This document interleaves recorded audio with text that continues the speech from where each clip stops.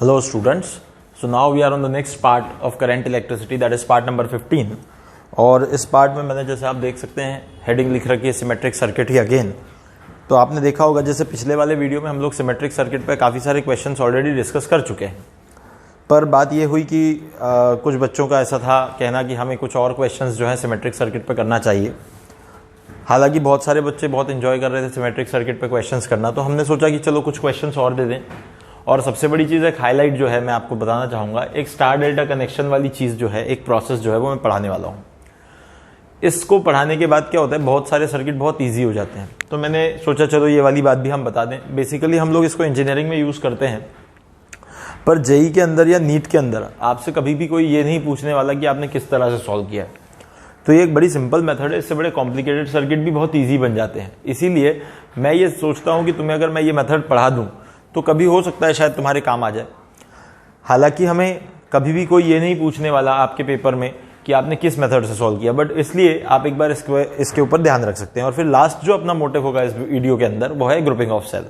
तो आज हम ग्रुपिंग ऑफ सेल को खत्म कर देंगे, ये बात तय रही है ना। अब यहां से आगे हम लोग बढ़ते हैं और अपना वीडियो स्टार्ट करते हैं, ठीक है ना। तो आप बने रहिए वीडियो में आखिरी तक और आप देखें कि किस तरीके से हम लोग सिमेट्रिक सर्किट और फिर स्टार डेल्टा कनेक्शन और ग्रुपिंग ऑफ सेल को अच्छे से पढ़ते हैं। तो चलिए स्टार्ट करते हैं आज का वीडियो और देखते हैं कि आगे चीजें किस तरह से होने वाली हैं, ठीक है। तो पहला क्वेश्चन जो है, जो मैंने लिख रखा है बोर्ड पे, क्योंकि हम लोग ऑलरेडी एक कॉन्सेप्ट जो है सिमेट्रिक सर्किट का कॉन्सेप्ट हम पढ़ चुके हैं, तो मैंने पहला क्वेश्चन जो है वो लिख रखा है बोर्ड पे। तो अगर आप इसको देखेंगे तो इसको अगर हम देखें तो इस तरफ इसको अगर हम देखें तो ये इस तरीके से एक सर्किट बना हुआ है, ठीक है ना। तो सारी वैल्यूज मैंने लिख रखी हैं। अब जब मैं बोल रहा था तभी कुछ लोगों ने सोचा होगा कि ठीक है हम इसको सॉल्व कैसे करें, तो अभी लोगों ने दिमाग लगाना शुरू कर दिया होगा। हमारी वही मेथड है जो हम सोच सकते हैं, भाई ए से जो है करंट आए जा रहा है, बी से जो करंट है वो आए निकल जा रहा है, ठीक है। सिंपल प्रोसेस है, जो हमने प्रोसेस सोच रखा है ना, बिल्कुल वही का वही प्रोसेस सीख रखा है, उसी को लगाना है, आपको कुछ भी दिक्कत नहीं होगी। अब आप देखेंगे तो जब ये आई करंट इधर से जाएगा इधर से निकलेगा, तो इधर आप डिवाइड कर दें, यहां से जाएगा I1, यहां से जाएगा I2। Same is the case, यहां से निकलेगा I1, यहां से निकल जाएगा I2। ऐसा आप बहुत आसानी से कह सकते हैं, हम लोग ये कर चुके हैं। सिमेट्रिक सर्किट की प्रोसेस ही हमने ऐसी रख रखी है। आप देखेंगे कि इस तरीके से I1 जब जाएगा तो again this at this node it will get divided into two parts. Let us say this is I1 dash and this is I1 double dash. Okay, so again this is I1 dash, this is I1 double dash. मैं आपको अभी भी समझाने के लिए ये सब चीजें लिख रहा हूं, मैं आपको प्रोसेस को बहुत अच्छी तरह से समझा देना चाहता हूं, इसलिए लिख रहा हूं। अगर आप देखेंगे, अगर ये वाला I1 डैश है तो इसका सिमेट्रिक पॉइंट ये वाला है, इससे भी निकलने वाला I1 डैश होगा, और इसका सिमेट्रिक पॉइंट ये वाला है, इसलिए यहां से निकलने वाला भी I1 डबल डैश ही होगा। इसका मतलब ये होगा कि यहां से आने वाला भी I1 डबल डैश होगा, और जब यहां से निकल रहा है तो यहां से जाने वाला भी I1 डबल डैश ही होगा, ठीक है। अब यहां से जाने वाला भी I1 डबल डैश ही होगा, ठीक है ना। इसका मतलब ये जो I1 डबल डैश है वो यहां जाके इधर चला जाता है सीधे सीधे। इसका मतलब ये है कि यहां पे जो हमने एक शॉर्ट कर रखा है, जो कॉमन पॉइंट बना रखा है, इस कॉमन पॉइंट को अब हम डाइल्यूट कर सकते हैं, इसको हम हटा सकते हैं। यहां पे ये वाली ब्रांच तो कंफर्म यहां से यहां करंट भेजने वाली है, ये कंफर्म इधर से इधर चले जाने वाला है।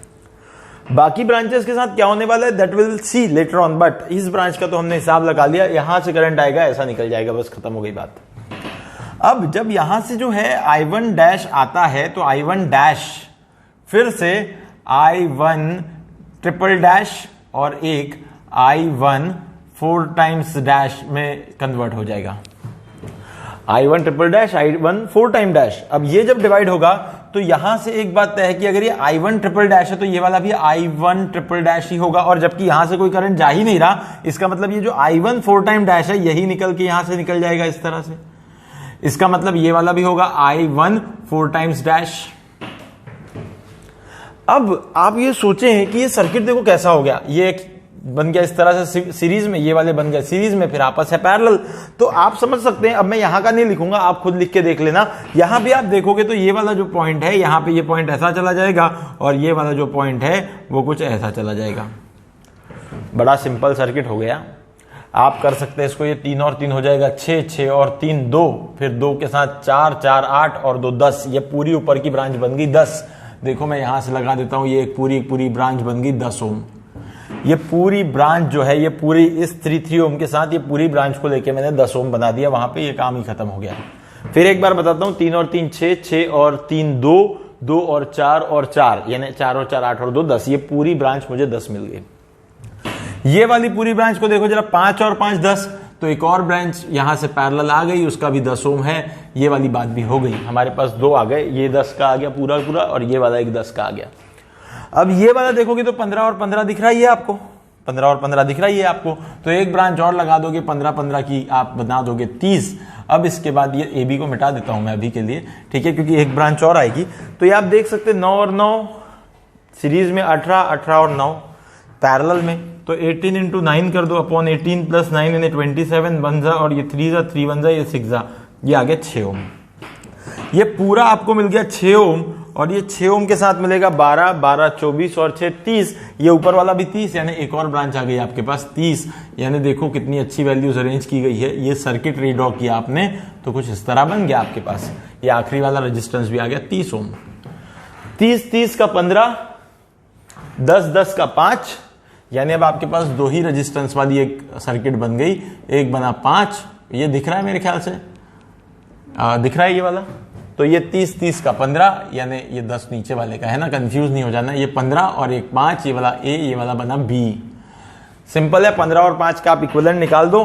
तो मैं बता दूं यहाँ पे आर ए बी फटाफट से लिख देता हूं, 15 इंटू 5 अपॉन 15 प्लस 5 20, ये काटो 4, तो ये बनेगा 15/4 ohm. This will be the final answer, 15/4 ohm. बड़ा सिंपल है, बहुत आसानी से निकल सकता है, आप देख सकते हैं इसको, कोई दिक्कत की बात नहीं है, ठीक है ना। चीजें जो हैं वो कहीं ना कहीं इतनी सिंपल ही हैं, आप कर सकते हैं इसको, ठीक है ना। हो सकता है कहीं कुछ चीज आपको दिखे तो आप उसको कमेंट बॉक्स में पूछ सकते हो, फिर से आप समझ सकते हो हमने क्या किया है। 15 और 5 का पैरेलल, तो 15 इंटू 5 अपॉन 15 प्लस 5, यानी 15 इंटू 5 अपॉन 15 प्लस 5, यानी नीचे 20, काटेंगे 4 से तो 15/4 ओम आ जाएगा। ये आपका फाइनल आंसर। अब आते हैं इस क्वेश्चन की तरफ, ठीक है। बहुत सारी मेथड्स हैं, आप करते चले जा सकते हैं, ठीक है। अब आते हैं इस क्वेश्चन की तरफ, तो आप इसको देखेंगे अगर, तो आई होप यहां से आप वही मेथड लगा लेंगे। ये आई करंट जा रहा है, यहां से आई करंट निकल के आ रहा है। मैं बड़ा स्लो कर रहा हूं क्वेश्चन को सॉल्व, हमारे साथ जो नए बच्चे जुड़ रहे हैं उनके लिए स्लो कर रहा हूं, पर जो हमारे साथ पुराने बच्चे ऑलरेडी जुड़े हुए हैं उनको पता है उन्हें क्या करना है। जितने समय में क्वेश्चन सॉल्व कर रहा हूं उतने समय में आपको फटाफट आगे बढ़ के क्वेश्चन सॉल्व कर डालना है, तो आप ये जानते हैं आपको क्या करना है, ठीक है। अब यहां से अगर आप देखते हैं तो बड़ा सिंपल है, यहां से गया आई, यहां से निकला आई, यहां पे डिवाइड कर लो भाई, ये आ गया I1, ये आ गया I2। अगेन सेम मेथड लगाओ, ये वाला भी आ गया I1, ये वाला हो गया I2। ये I1 है तो ये वाला I1 ही रहेगा, इसका मतलब ये I1 है तो ये वाला भी I1 रहेगा। इसका मतलब यहां जाने से अब कुछ डिवाइड हो जाएगा, अब कुछ डिवाइड हो जाएगा। या फिर एक और चीज मैं कह दूं अगर, कि अभी मैंने करंट डिवाइड वाली मेथड यहां लगाई है, आप करंट डिवाइड वाली तो लगा सकते हो, मैं एक काम कर सकता हूं, मैं इसको फ्लिप करने वाली मेथड भी लगा सकता हूं इस पे। यानी हम लोग क्या है, देखो सब सेम रेजिस्टेंस है ना, तो इसलिए हम इसको फ्लिप भी कर सकते हैं। यानी अगर देखा जाए तो इस ए बी के अक्रॉस सिमेट्री दिखी रही है, उधर और इधर सेम रेजिस्टेंस लगे, इसको फ्लिप नहीं कर सकते थे आप। इसको इसलिए नहीं कर सकते थे क्योंकि ऊपर के साइड देखो, यहां 4 लगाए, यहां 12 लगाए, यहां पे आपने 3 लगाए, यहां पे 9 लगाया, तो इस तरह से आप इसको नहीं फ्लिप कर सकते। पर आप इसको तो फ्लिप कर सकते हो क्योंकि यहां सारे रेजिस्टेंस सेम लगे हुए हैं। तो आप क्या करोगे, इसको लाके, अब जैसे ये वाला कॉमन पॉइंट है, ये वाला पॉइंट और ये वाले पॉइंट का पोटेंशियल सेम हो गया, ये वाले पॉइंट और ये वाले पॉइंट का पोटेंशियल सेम हो गया, वैसे इसका सेम हो गया, और ये फिर से कॉमन पॉइंट आ गया। तो अब हमें क्या करना है, सिंपल इस वाले पार्ट को उठा के इस पे रख देना है लाके। और अगर हम सर्किट को रीड्रॉ करें, वैसे मैं I1 I2 लेके भी कर सकता हूं, पर मैं सोचता हूं कि एक बार हम इसने I1 I2 से इसको कर चुके हैं, अब इसको फ्लिप करके देख लेते हैं एक बार। तो अब हम लोग क्या करेंगे, सिंपल है, ये हमारे पास बन गया A, ठीक है, ये हमने A बना दिया। और ये वाला जो वायर है, एक सेकेंड, मेरे ख्याल से यहां पे एक रजिस्टर होना चाहिए, ये वाला रजिस्टर मैंने मिस कर दिया, यहां एक रजिस्टर होगा सर्किट में, डेफिनेटली होगा, ठीक है। तो ये वाला रजिस्टर हमने मिस कर दिया था। तो अब यहां से देखेंगे आप, तो ये जो पॉइंट है ये A हमें मिल गया, इसके बाद ये वाला पार्ट इस पे आ जाएगा, यानी ये वाला पॉइंट इस पॉइंट पे रख दिया जाएगा। इसका मतलब क्या हो जाएगा, ये पॉइंट जब इस पॉइंट पे रख दिया जाएगा तो इसका मतलब इसका और इसका पोटेंशियल सेम, इसका मतलब यहां से करंट जाएगा ही नहीं। वही सेम बात इसके साथ भी होगी कि जब ये वाले पॉइंट को ये वाले पॉइंट पे रख दिया जाएगा तो यहां से करंट भी जाएगा ही नहीं। बात को समझने की कोशिश करें। अब एक काम और कर सकते हैं आप, ये हमारे पास A पॉइंट आ गया, इसको हम इसके ऊपर रख देते हैं ले जाके। तो यहां से क्या है, हम इसका नाम, इसका तो नाम B है तो इसका नाम C रख देते हैं, इसका नाम भी C रख देते हैं। क्योंकि ये तो कॉमन पोटेंशियल पॉइंट्स हो गए। इसका नाम हम डी रख देते हैं, इसका भी नाम हम डी रख देते हैं, इसका नाम हम ई रख देते हैं और इसका भी नाम हम ई रख देते हैं। ठीक है, क्योंकि हम सी पे सी रखने वाले हैं, डी पे डी रखने वाले हैं और ई पे ई को रखने वाले हैं। बस सिंपल सी चीज है। अब आपको क्या करना है, इसको रीड्रॉ करना है। तो ये आर पे आर आ जाएगा, यहां पे आर और आर जब पैरेलल में आ जाएंगे तो एक रजिस्टर लग जाएगा, वो होगा R/2 का। आप इस तरह बना सकते हैं। आपको तुरंत ही दूसरा जो यहां पे नेक्स्ट पॉइंट मिलेगा, this will be your C. अब सी के बाद में आपको मिलेगा एक पॉइंट डी। तो आप क्या कर सकते हैं, इसको डी पॉइंट, मैं इस वाले डी को इधर लिखता हूं और इधर लिख देता हूं इस डी को। अब अगर आप देखेंगे तो आपके पास यहां पे ये, जैसे हम थोड़ा सा इसको क्या करते हैं, यहां पे थोड़ा कंस्ट्रक्शन इस तरह का करते हैं कि सी के साथ एडजेसेंट ई पॉइंट है। ठीक है, तो हम ऐसा ई को लिख देते हैं, ई के साथ में हमारे पास बी है और डी जो है थोड़ा नीचे है, सी और ई के थोड़ा नीचे है डी। ठीक है ना, हम ऐसा बना देते हैं। तो बनाएंगे तो थोड़ा सा वो दिखने में अच्छा दिखेगा। अब इसके बाद हमारे पास क्या है, ये दोनों तो हमने हटा, ये दोनों तो हमने लगा दिए, इसको हमने हटा दिया है। अब C से लेकर D तक, C से लेकर D तक ये वाला इसके ऊपर आ जाएगा। देखो ये वाला रेजिस्टेंस जो है, मैं क्या करता हूं, राइट लगाते जाता हूं। जो जो रेजिस्टेंस मैंने ले लिया राइट लगाता हूं, ये राइट लगा दूं, ये राइट लगा दूं। C से D के बीच में ये इसके ऊपर आ गया तो R/2 आ गया। यहां पे एक लगा दो आप, दिस इज R/2। बड़ा अच्छे से आप कंस्ट्रक्ट कर सकते हैं उसको। ठीक है, तो दिस इज R/2। अब आप D से लेके E तक देखो, D से E तक यानी D से E तक ये इस तरह से, ये D से E तक यानी ये वाला रेजिस्टेंस और कौन सा रेजिस्टेंस, ये वाला रेजिस्टेंस, ये दोनों इसके ऊपर, ये वाला इसके ऊपर आ जाने से ये क्या बन जाएगा, R/2। So again this is R/2। Now E से लेके B तक, E से लेके B तक, E से लेके B तक ये दोनों एक दूसरे पे आ जाएंगे तो दिस विल बी R/2। इसको लगा दो आप R/2। ठीक है, सो ये वाला भी हो गया, ये वाला भी हो गया। ठीक है, यानी हमारे पास देखो ये दोनों हो गए, ये दोनों हो गए, ये दोनों हो गए, ये दोनों हो गए, यानी बाहर बाहर के सारे हो गए और अंदर वाले ये दोनों तो कट हो गए। ठीक है, बड़ी सिंपल चीज। अब क्या है, ये वाला रजिस्टर देख लो आप, ये C और E के बीच में लगा है, तो C और E के बीच में चलो इसको लगा देते हैं अपन। चलो ये लो R लग गया। फिर आप देखोगे तो ये वाला रजिस्टर, ये भी C और E के बीच में लगा है, ये भी तो C और ये भी तो E, C और E के बीच में लगा है, यानी इसी के पैरेलल में एक और लग जाएगा R।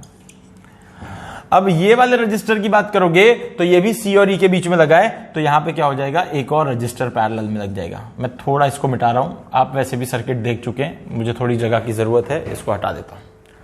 अब बचा आखिरी रजिस्टर ये वाला, ये भी आप देखो C और E के बीच में लगा है, तो मैं इसको भी इस तरीके से लगा दूंगा, यानी ये R R R और ये R चारों लगे। सिंपल कहानी हो गई। ये R/2 मिलके क्या हो गया, ये पूरा की पूरा एक R हो गया। यानी आपको एक चीज दिखती होगी, R R R R R 4, यानी R/2 ये R/2 सीरीज में मिलके एक R बन गए और R R R R 5 लिख के R/5 बन गया, तो ये R/5 हो गया। ये वाला P पॉइंट आ गया, ये वाला A पॉइंट आ गया। आप RA भी तुरंत लिख सकते हो, R plus R/5 is 5 + 1 6 R/5, this is 6 R/5, this is the final answer. समझ में आती होगी बात, बड़ी सिंपल है, बड़े अच्छे सर्किट्स हैं। ठीक है, तो आप इसको देख सकते हैं। अब मैं इसको मिटा देता हूं। ठीक है ना, आई होप ये बात आपको समझ में आई होगी। ठीक है ना, और इसके बाद अब मैं और कुछ क्वेश्चंस जो हैं वहां हमने लिख रखे हैं, पर उससे पहले मैं स्टार डेल्टा के बारे में आपको बता दूंगा। और स्टार डेल्टा यानी होता क्या है पहले समझा दूंगा। देखो सिंपल चीज है, डेल्टा यानी ट्रायंगल, स्टार यानी इस तरीके से आप ये बोल सकते हैं, ये जो हमने 3 ब्रांचेस वाला बनाया, this is star, this is star structure and this is delta structure. Delta, ठीक है, ट्रायंगल जहां दिखेगा वो डेल्टा है, और डेल्टा को आप स्टार में कन्वर्ट करके सर्किट को सिंप्लीफाई कर सकते हैं, या फिर स्टार कहीं दिखेगा तो उसको डेल्टा में कन्वर्ट करके आप सर्किट को सिंप्लीफाई कर सकते हैं। मैं बताता हूं कैसे होता है, क्या होता है। अब सर पूछोगे तुम, सर कहां दिख रहा है डेल्टा, कहां दिख रहा है स्टार? तो देखो क्या होता है, मैं इसको बताने से पहले ये क्वेश्चन दिखाता हूं। अगर आप इसको देखो तो इस सर्किट में आपको दिख रहा है कि ये थोड़ा व्हीटस्टोन जैसा दिखता है, पर जब आप रेजिस्टेंस पे नजर डालते हो तो यहां देखो क्या दिख रहा है, 3 3 2 5। अरे ये कहीं बैलेंस व्हीटस्टोन ब्रिज तो है ही नहीं, यानी बीच वाले रेजिस्टेंस में से करंट नहीं जाएगा, ऐसा है ही नहीं। बीच वाले में रेजिस्टेंस में से करंट तो जाएगा। इसका मतलब ये है कि यहां बैलेंसिंग कंडीशन तो नहीं है। इसका मतलब ये है कि अब ये थोड़ा सा कॉम्प्लिकेटेड सर्किट हो गया। अब आप क्या करें, आपको एक चीज समझ में आनी है बस यहां पे, कि आपको दिख रहा है कि ये वाला स्ट्रक्चर देखो, ये वाला ये एक डेल्टा दिख रहा है आपको, डेल्टा, यहां एक ट्राइंगल दिख रहा है ना आपको, वैसे ट्राइंगल तो एक यहां भी दिख रहा है। आइदर ये ट्राइंगल देखो या ये ट्राइंगल देखो, दोनों आपको एक ट्राइंगल को देखना है। आपको इस ट्राइंगल को चेंज करके स्टार में कन्वर्ट करना है, यानी इस डेल्टा को चेंज करके स्टार में कन्वर्ट करना है। आप देखोगे कि सर्किट एकदम सिंपल हो जाएगा। अब कैसे करते हैं वो चीज समझा देता हूं मैं, वो चीज बता देता हूं, दैट इज वेरी इंपॉर्टेंट। जब भी कभी आप डेल्टा देखो तो उसका स्टार बनाओ, जब भी कभी आप स्टार देखो तो उसका डेल्टा बनाओ, ठीक है। ये आपको एक बेसिक इंटेंशन लेके चलना है। पर देखो एक बात ध्यान रखना, हाँ, जैसे ये डेल्टा दिख रहा है R1 R2 R3, ये 3 रजिस्टर्स दिख रहे हैं।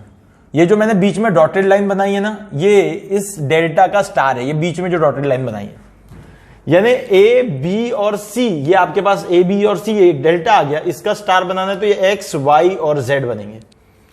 पर सर ये जो X वाला रेजिस्टेंस है, ये X की वैल्यू कैसे आई? तो देखो ये बड़ा इंपॉर्टेंट, बड़ा मस्त फॉर्मूला है, सिंपल फॉर्मूला है, बड़ा सिंपल फॉर्मूला है।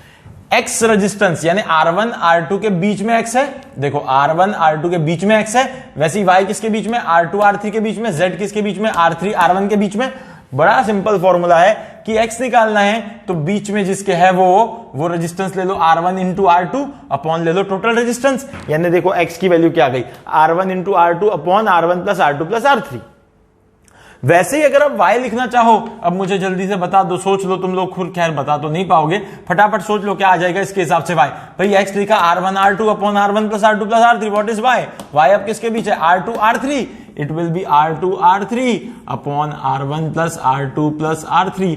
मेरे पास जगह नहीं है, पर आपके पास जगह है, पेन कॉपी लेके बैठे हो, Z क्या लिखोगे? फटाफट से बता दो, Z किसके बीच में? R1 R3, तो Z will be R1 R3 upon R1 plus R2 plus R3। बड़ा सिंपल, ये फॉर्मूला लिख लिया।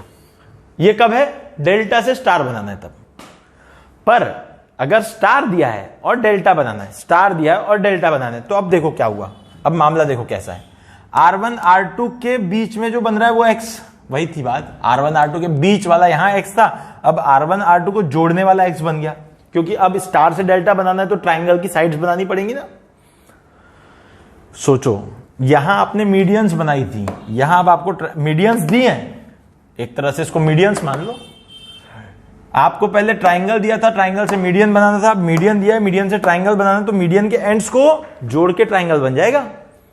तो जो मीडियंस आप दो लेंगे, जैसे R1 R2 ले रहे हैं आप, तो उससे बन रहा है X, R2 R3 से बन रहा है Y, और R3 R1 से बन रहा है Z। बस सिंपल है। X का फॉर्मूला क्या बोलता है? X फॉर्मूला बोलता है R1 plus R2 plus R1 R2 upon R3। R3 का रूल सिर्फ लास्ट टर्म में है। Simple, what is X? R1 plus R2 plus R1 R2 upon R3। Now what you will write? Formula for Y, Y क्या लिखोगे? Y ये आ रहा है, Y के साथ कौन है? R2 और R3, तो फॉर्मूला क्या बनेगा? R2 plus R3 plus R2 R3 upon R1। याद रखने के लिए भी आसान है। Z बनाना है, Z किसके बीच में आ रहा है? R1 और R3, तो क्या लिखोगे formula? R1 plus R3 plus R1 R3 upon R2। लो, फॉर्मूला बन गया। मैंने जानबूझ के पहले से लिख के नहीं रखा था, इसलिए लिखा था कि आपको फील आ जाए उसको कैसे करना है, कैसे लिखना है, थोड़ा याद रखने का फील आ जाए। अगर आपको याद रखने का फील आ जाए तो बड़ी सिंपल बात है, स्टार से डेल्टा बनाने के ये 3 फॉर्मूले, डेल्टा से स्टार बनाने के ये 3 फॉर्मूले। डेल्टा से स्टार बनाना काफी आसान है, स्टार से डेल्टा बनाना भी काफी आसान है, बस थोड़ा सा इसका फॉर्मूला ध्यान रखेंगे आप, बड़ी आसानी से बन जाएगा।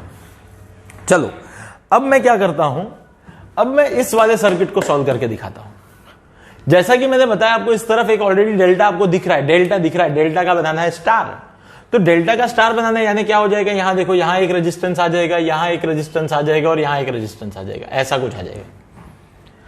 जब ऐसा कुछ आ जाएगा तो आपको मान लेना है कि ये वाला X है, ये वाला Y है, और ये वाला Z है।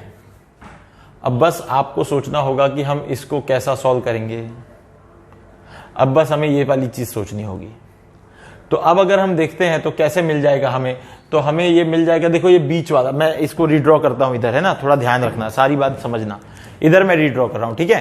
तो एक्चुअली अब जो सर्किट बन जाएगा ना, वो ये A है, जिसमें यहां एक रजिस्टर लग जाएगा, मैं उसका नाम अभी सिर्फ X रख दे रहा हूं, मैं उसकी वैल्यू नहीं निकाल रहा हूं, ये एक X लग जाएगा।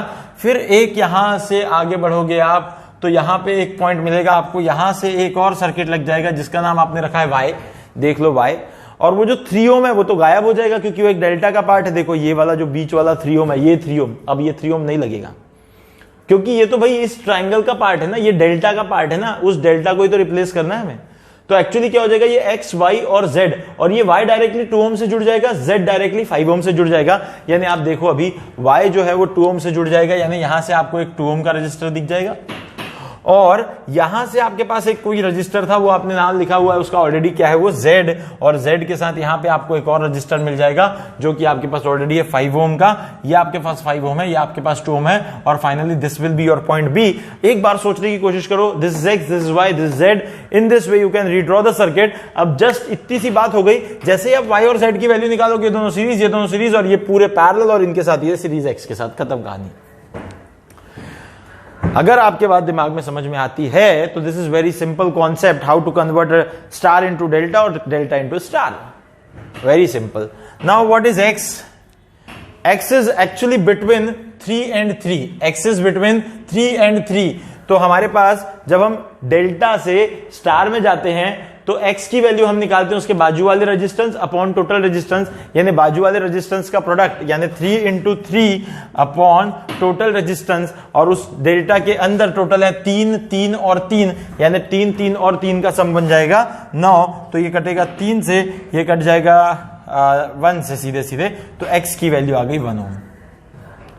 आप उसी तरीके से y की वैल्यू निकाल सकते हो। y किसके बीच आ रहा है भाई, y किसके बीच आ रहा है, तो अगेन y आ रहा है 3, और ये 3 और अपॉन 3 into 3, और एक तरह से आप देखोगे ना तो x, y, z की वैल्यू सेम आएगी क्योंकि R1, R2, R3 सेम है। इसका मतलब ये भी 1 आ जाएगा और z का वैल्यू भी 1 आ जाएगा। तो यहां आप लिख दो भाई ये 1 हो गया, और ये वाले को भी लिख दो 1 हो गया। अब आप देखो 1 और 2 ये आ गया 3, 5 और 1 हो गया 6, 6 और 3 हो गया 2, 2 और 1 हो गया 3, तो RA भी जो है that is just nothing but 3 ओम, खत्म कहानी। मजा आएगा इस चीज को देख के, बड़ा मजा आएगा, ठीक है। बट मैं स्टार डेल्टा के क्वेश्चंस जो हैं मैं बहुत सारे मैं सॉल्व नहीं करूंगा, मेरी ये इच्छा है कि आप लोग इसे सॉल्व करें। मैं कमेंट में इसके आंसर्स जरूर बताऊंगा। मैं इस नेक्स्ट वाले क्वेश्चन का थोड़ा हिंट दे देता हूं, मेरे पास कुछ और भी क्वेश्चंस हैं तो मैं एक हिंट दे देता हूं। सिर्फ मैं यहां से ये बता देता हूं कि यहाँ ये जो आप डेल्टा देख रहे हैं, तो आपको, हालांकि ये क्वेश्चन ना मैं पहले भी करवा चुका हूं, ठीक है, ये हम लोग कर चुके हैं, ये हम लोग सिमेट्री में कर चुके हैं, तो आप इसको कन्वर्ट करें, आप इसका स्टार बनाएं इस डेल्टा का, और वैसे ही इस डेल्टा का भी आप स्टार बनाएं, ठीक है। आप जब इनके स्टार्स बना लेंगे बड़े आसानी से सर्किट सॉल्व हो जाएगा, बहुत फास्ट सॉल्व हो जाएगा। आई थिंक आपके दिमाग में ये बात आ गई होगी। अब मैं आगे बढ़ता हूं, मैं कुछ और सर्किट आपको दे देता हूं जो आपको घर से करने हैं, और आप घर से करके फिर उनके आंसर्स जो हैं आपको मैं कमेंट में दे दूंगा, और तब तक के लिए हम कुछ और सर्किट्स बनाते हैं और आपको प्रैक्टिस के लिए वो सर्किट दे देते हैं, ठीक है। तो फटाफट से मेरे हिसाब से अब जो बच्चे हैं वो बाकी के लोग कम से कम अपना काम पे लग गए होंगे। ये तो सबसे पहले नोट डाउन करो, कॉपी लेके इसको पहले नोट डाउन करो और बड़े अच्छे से लर्न कर लो, ठीक है ना। अब इसके जो फॉर्मूले के प्रूफ्स हैं आपको इंजीनियरिंग में मिलते हैं देखने के लिए, बट फिलहाल अभी हमारे पास जरूरत नहीं है उन प्रूफ्स की, क्योंकि हमें तो सिर्फ सर्किट को सिंप्लीफाई करना ही मोटिव है ना। वैसे मैं हर बार अपनी क्लासेस में ये बताता हूं कि स्टार डेल्टा वैसे 12th up to 12th level या जेई नीट के लेवल तक स्टूडेंट्स को पढ़ाते नहीं है, नॉर्मली टीचर्स बताते नहीं हैं। पर मेरा सोचना यह है कि आपसे कोई ये नहीं पूछने वाला कि आपने क्वेश्चन को किस तरीके से यानी किस प्रोसेस से किया है, आपसे तो सिर्फ एक्सपेक्टेड है कि आपने आंसर कितना फास्ट निकाला है। तो मेरा सोचना यह होता है कि अगर आप इन मेथड्स को भी समझ लें तो आप बड़े आसानी से बहुत फास्ट ही इनको सॉल्व कर पाएंगे। इसीलिए मैं हमेशा बता देता हूं ये कि स्टार डेल्टा से हम कैसे सॉल्व करें, ठीक है ना। सो डेफिनेटली आपके लिए एक एडवांटेज ही होगा, ठीक है। सो जो बच्चे अब लिख चुके हैं वो फॉर्मूले, वो फटाफट अब क्वेश्चन की तरफ बढ़ें। मेरा ये क्वेश्चन बोर्ड पे लिखने से पहले, ये क्वेश्चंस जो मैं बोर्ड पे दे रहा हूं, इससे पहले अगर आपके आंसर्स आ जाएं तो बहुत अच्छी बात हो, ठीक है। और एक बात और मैं बताना चाहूंगा कि थोड़ा सा ये होता है जब हम लोग क्वेश्चन सॉल्व करते हैं ना, तो थोड़ी ऐसी चीज हो सकती है कि हमारे साथ क्वेश्चन सॉल्व करते समय कोई ना कोई क्या बोलते हैं कैलकुलेशन एरर हो जाए। डेफिनेटली हो सकती है, मैं पहले वीडियोस में भी कह चुका हूं, क्योंकि हमारे समय हम जब ये क्वेश्चंस बना रहे होते हैं या लिख रहे होते हैं तो दिमाग में ना 50 तरह की चीजें चल रही होती हैं, है ना। तो इसीलिए होता ये है कि कभी कभी कोई नंबर सी लेने में गलती हो जाती है। कभी कभी हम लोग लिखते लिखते 10 की जगह पे 20 लिख देते हैं, कभी कभी कुछ और लिख देते हैं। तो आपको ये समझ जाना है कि it is a kind of human error, ठीक है ना। तो ये ह्यूमन एरर जो है ये हर जगह होने की गुंजाइश होती है ना। तो एक्सेप्ट इट, है ना। और ये भी कोशिश करें कि आप उसमें जो गलती हुई है उसको पकड़ के तुरंत ही करेक्ट आंसर निकाल लें। इवन जब ये वीडियो चल रहा होगा, जब ये वीडियो प्रीमियर होगा, तो आप दूसरों को भी थोड़ा सा ये चीज पे कॉन्फिडेंस दिलाएं कि अरे हाँ, इसका आंसर ये नहीं है, ये है, मैंने भी इसका आंसर निकाला है और इट्स अ सिंपल मिस्टेक। तो हम इसको समझ सकते हैं कि भाई इसका आंसर ये है ना। तो बाकी लोगों में भी एक सेल्फ बिलीव बढ़ेगा, उन्हें भी ये फीलिंग आएगा कि चलो ठीक है, हमारा भी आंसर सही आ रहा है, ठीक है। So in this way you can help other peoples, है ना। और इस तरीके से मैं कुछ आपके क्वेश्चंस लिख दे रहा हूं यहाँ बोर्ड पे। अब ये हमारे लिए एंड है क्योंकि सिमेट्रिक सर्किट का। These are the last and final questions for you for symmetric circuit. After this will start grouping of cell, है ना। मेरे ख्याल से अभी तक हम 20, 25, 30 मिनट तक जा चुके हैं। Now we have target for grouping of cell, तो अपन उस पर बढ़ जाएंगे, ठीक है ना। सो अब आगे बढ़ेंगे तो ग्रुपिंग ऑफ सेल करेंगे। तो this is your second third last question. 1 minute, इन्होंने कुछ गड़बड़ की है यहाँ पे क्वेश्चन में। कभी कभी बुक्स के अंदर जो क्वेश्चंस दिए होते हैं उसमें भी कई चीजें गड़बड़ होती हैं, कभी कभी आंसर्स गलत होते हैं। तो हम लोग जब तुम्हें कोई क्वेश्चन घर से करने के लिए यानी होमवर्क दे देते हैं, जैसे कि तुम्हें सेल्फ खुद के इससे अटेम्प्ट करना है, तो हम लोग क्या होता है उसको सॉल्व तो नहीं किए बोर्ड पे, और हमने तो सिर्फ एक बुक में से क्वेश्चन दिया है। और बुक में से क्वेश्चन देते समय पर कभी कभी बुक जो गलत आंसर दे देती है, हम लोग भी बोर्ड पे वही आंसर बता देते हैं। तो इट हैपन्स, बट एक बात तो फिक्स रहती है, देखो जो कॉन्सेप्ट तुम्हें बताया गया है ना, वो कॉन्सेप्ट अपने आप में सबसे बड़ी चीज होती है। तो even if answer is not correct, कभी अगर गलती से तुम्हें गलत आंसर बता दिया गया है तो पैनिक नहीं होना है। आपको सिर्फ ये सोचना है कि मैंने जो कॉन्सेप्ट लगाया वो कितना करेक्ट है, और अपने कॉन्सेप्ट पे बिलीव रखना है। अगर आपके दिमाग से वो कॉन्सेप्ट के ऊपर से जो बिलीफ है, जो उसके ऊपर आपका विश्वास है, अगर कॉन्सेप्ट के ऊपर से विश्वास हट जाएगा ना, तो परेशानी ये होगी कि आपको हमेशा एक डर बना रहेगा दिमाग में कि मैंने सही लगाया नहीं। मोस्ट ऑफ द स्टूडेंट्स के साथ ये बात होती है, वो हमेशा डरते रहते हैं इस बात से कि मैंने ये लगाई है जो चीज वो सही है या नहीं, हम इसके लिए अनसर्टन रहते हैं। तो मैं सभी स्टूडेंट्स को एक बात बता दूं कि आप अगर कॉन्सेप्ट को लेके अनसर्टन हैं, जिस भी बात को लेके, तो आप रिस्पेक्टिव टीचर्स से, जो भी आपको पढ़ा रहे हैं, सबसे पहले तो लग के उसको क्लियर करें, बहुत लग के क्लियर करें। यानी पीछे पड़ जाए कि सर नहीं, मुझे यानी इस चीज का आप बताइए क्या होता है, यानी कैसे कर सकते हैं इसको, क्या होता है, मुझे इस कॉन्सेप्ट में थोड़ी सी गड़बड़ फील होती है, मुझे इस कॉन्सेप्ट में उतनी यानी क्या बोलते हैं, कंफर्ट नहीं क्रिएट हो रही है। तो आप डेफिनेटली उससे डिस्कस करें, और डिस्कस करने के बाद उसको सॉर्ट आउट करें। क्योंकि जब आप कॉन्सेप्ट से चीज़ों को कॉन्सेप्ट पे सॉर्ट हो जाएंगे, तो आप देख लेना, आपको बड़ा मजा आएगा क्वेश्चन सॉल्व करने में। और एक्चुअली पता है क्या, पेपर में क्वेश्चन सॉल्व करने के लिए आपको कॉन्सेप्ट जितना आना जरूरी है, उतना ही जरूरी है आपका सेल्फ बिलीफ, अपने आप पे विश्वास। इसलिए वो जरूरी है क्योंकि अगर कभी आपका सेल्फ बिलीफ डगमगा जाता है पेपर सॉल्व करते समय, देखो आपकी क्या हालत होती है। कभी कभी एकदम से ऐसा होता है, ब्लैंक हो जाता है इंसान। वो इसलिए होता है क्योंकि आप उस समय अपना सेल्फ बिलीफ खो देते हो। तो वो जो चीजें आती हैं ना, वो कहीं ना कहीं आपके लिए गलत हैं। आप वैसा ना करें, आप वो चीज़ों को अवॉइड करें। आप जब इन चीज़ों से बच जाएंगे तो बहुत अच्छा होगा। सेल्फ बिलीफ रखना बहुत ज़रूरी है अपने आप पे, ठीक है ना। तो ये चीज़ें हैं, ठीक है। खैर, मैंने आपको ये सारे क्वेश्चंस दे दिए। अब ये मैं सोचता हूँ कि शायद आप करेंगे सॉल्व। मैं इसके आंसर्स लाइव वीडियो जब हम लोग प्रीमियर करेंगे वीडियो को तब बताऊंगा, ठीक है। तो बड़ा मज़ा आएगा। इवन आपको एक बात बता दूं, यहाँ आपको कुछ भी देख लो, यहाँ आपको क्या दिखता है, यहाँ पे आपको दिखता है एक स्टार बीच में दिखता है। आप या तो इस स्टार को लें और इस स्टार को डेल्टा में कन्वर्ट कर लें। तो जैसे ही आप इस 6 और 4 के बीच में एक लाइन जोड़ेंगे तो वो इस 9 से पैरेलल हो जाएगी। वैसे ही आप अगर 6 और 3 के बीच में एक लाइन जोड़ेंगे तो 54/5 से पैरेलल हो जाएगी, वैसे ही 4 और 3 के बीच में जब एक लाइन जोड़ेंगे तो 18 से पैरेलल हो जाएगी। तो फिर ये वाला पूरा सीरीज में हो जाएगा, वो नीचे वाला जो आएगा वो पैरेलल में हो जाएगा, ए बी के अक्रॉस आपको रेजिस्टेंस मिल जाएगा।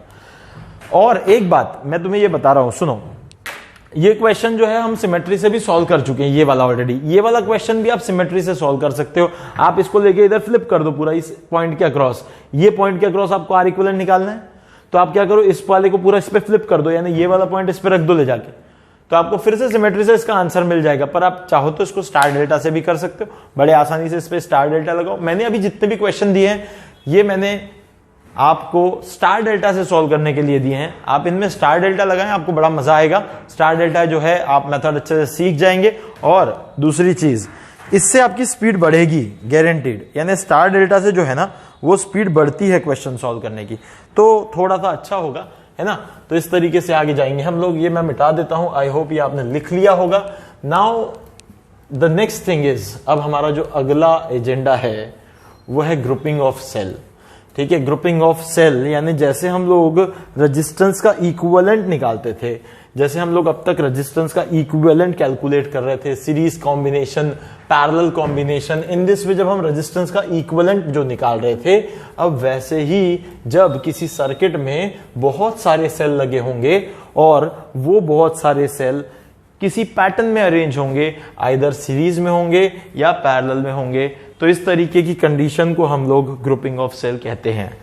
अब ये सीरीज और पैरेलल में होंगे तो इनका इक्विवेलेंट निकालना सीखना पड़ेगा हमें। तो हमें अगर इक्विवेलेंट निकालना सीखना है तो वो इक्विवेलेंट निकालने सीखने के लिए कुछ बेसिक्स हैं, उसके हमें उसे फॉलो करना है ना।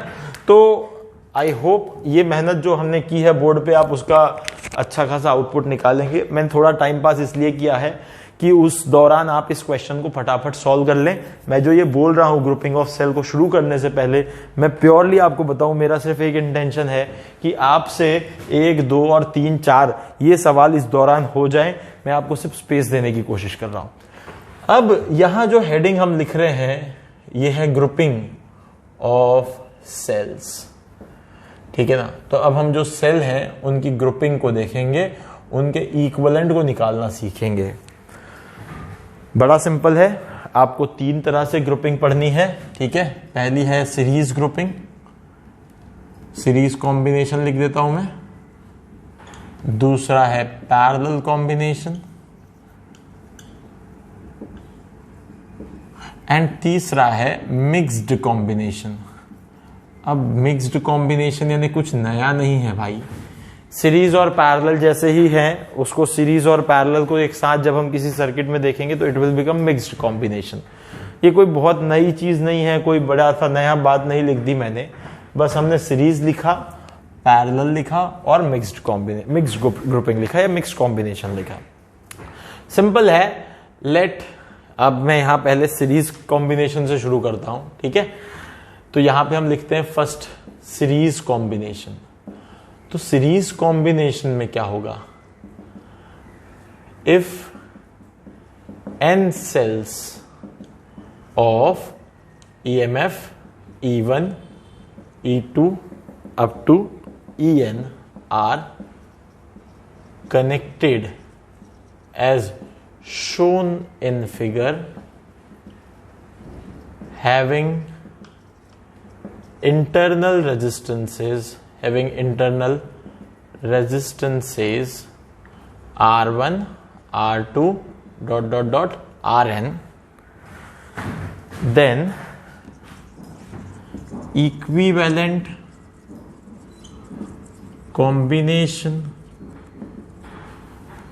equivalent EMF of the combination, equivalent EMF of the combination is given by, equivalent EMF of the combination is given by।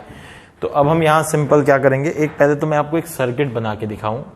ये 1 हो गया, ये 2 हो गया, ये ... ये हो गया nth। यहां ये बैटरी सेल हमारे पास बहुत सारे लगे हैं और यहां हमारे पास एक लगा है लोड रेजिस्टेंस, जिसको हम यहां से इस कॉम्बिनेशन से जो है इलेक्ट्रिकल एनर्जी सप्लाई करने वाले हैं, ठीक है। तो ये हमारे पास लग गया एक लोड रेजिस्टेंस कैपिटल आर, ये है हमारे पास E1 R1, ये है हमारे पास E2 R2 और ये है हमारे पास En Rn।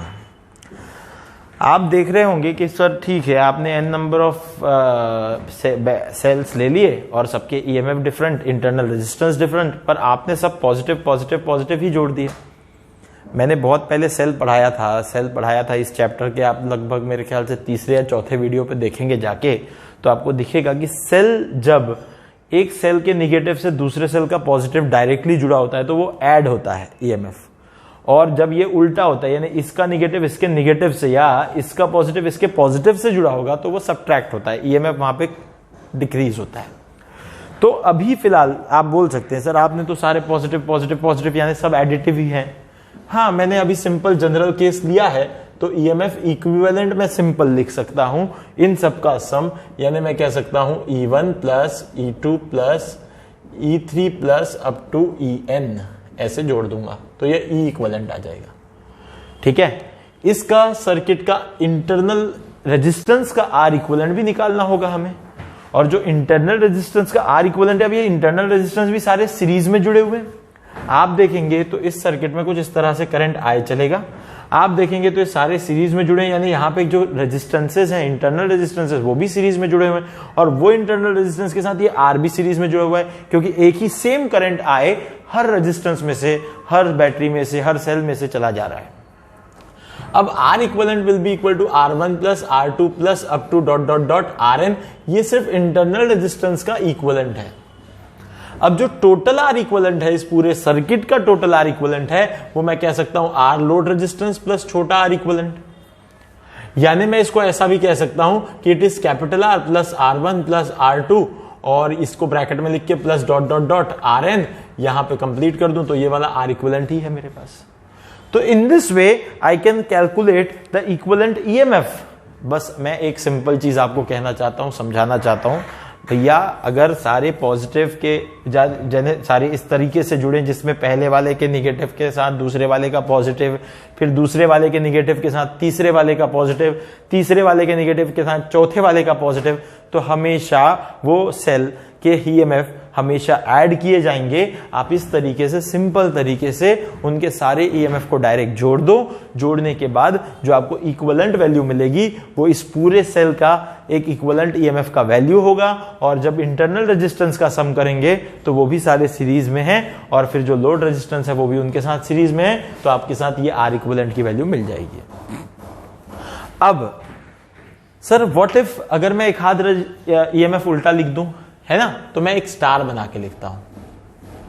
If E2 is reversed, if E2 is reversed in this combination, reversed उल्टा कर लिया, सो E equivalent is nothing but what, E1 minus E2 plus E3 plus dot dot dot dot plus En, यानी कुछ tension की बात नहीं है भैया, आपको सिर्फ एक पॉजिटिव वाला डायरेक्शन मान के चलना है, और जो उसके रिस्पेक्ट में रिवर्स हो गया है उसको साइन माइनस लगा देना है। हाँ ठीक है सर, EMF में लगा देंगे, फिर जो इंटरनल रेजिस्टेंस का इक्विवेलेंट है उसमें भी R1 minus R2 plus R3 plus up to dot dot dot Rn लिखूं क्या सर, ये माइनस करूं क्या? तो भाई तुम बड़े पोंगे हो, इसीलिए हो पोंगे क्योंकि इंटरनल रेजिस्टेंस तो रेजिस्टेंस है भाई, बैटरी कैसी भी लगी हो करंट तो उसके अंदर से जाएगा, और internal resistance is nothing but the opposition to the flow of current, तो आगे करंट तो अंदर जाएगा ही तो अपोजिशन तो आएगा ही, तो ये आप माइनस थोड़ी करोगे, आप तो इसको प्लस ही लिखोगे ना, रेजिस्टेंस तो हमेशा ऐड ही होंगे। So in this way R equivalent will be the sum of all the internal resistances. Okay, so this is the effect of reversal of one battery और one cell in the combination. ठीक है, अब एक और point इस पे मैं लिखूंगा, if n cells of same EMF E and internal resistance, एक काम करता हूं मैं, एक सेकेंड, इसको लिखने से पहले मैं करंट भी तो लिख देता हूं, सर्किट का करंट है ना, ये I निकालना पड़ेगा, therefore current I equals to E by R, यानी ई इक्वलेंट अपॉन बड़ा वाला आर इक्वलेंट, ठीक है। So it will be E equivalent is nothing but E1 plus E2 plus up to En और अपॉन में आर इक्वलेंट यानी R plus R1 plus R2 plus up to Rn, ये हो गया, ठीक है। तो this is current in the circuit, okay. अब मैं आता हूं नेक्स्ट वाली बात पे। If n cells of same EMF E and internal resistance छोटा r are connected in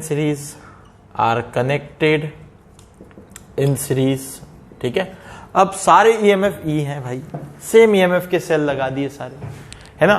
तो जब तक कि मैं इसे रब कर रहा हूं, ये अब सिमेट्रिक सर्किट पार्ट 2 खत्म हो गया, ठीक है। इसके आंसर आपको मिल चुके होंगे अब तक, जिन्होंने आंसर्स दिए होंगे, मैंने आंसर्स रिप्लाई किए हैं, आप कमेंट पे देखें तो आंसर्स मैंने दे रखे हैं। और जिनके सॉल्व नहीं हुए हैं ये क्वेश्चन, तो आप एक बात समझें कि सिंपली ये लेक्चर हो जाने के बाद आप इन क्वेश्चंस को सॉल्व करें और थोड़ा कॉन्फिडेंस गेन करें, अपने नॉलेज को बूस्ट करें, अपने सेल्फ बिलीफ को बढ़ाएं। लाइफ में सबसे बड़ी चीज़ सेल्फ बिलीफ ही है। आपका अगर अपने ऊपर विश्वास है तो फिर सब चीज़ें आप आराम से कर सकते हैं, ठीक है। तो अब वो n सेल्स जो लगाए तो E equivalent will be E plus E dot dot dot nth of E,